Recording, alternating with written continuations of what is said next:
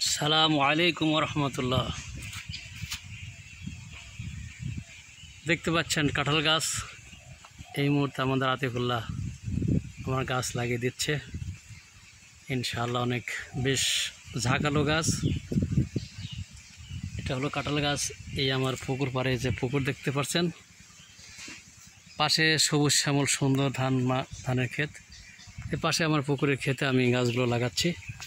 এতে আমাদের আতিকুল্লাহ আমাকে হেল্প করছে, বরাবরই ও আমাকে হেল্প করে এবং আমার কাজ করে দেয়। আলহামদুলিল্লাহ আজকে আমার গাছগুলো লাগিয়ে দিচ্ছে। তো আপনারা ভালো থাকবেন, সুস্থ থাকবেন এই কামনায়।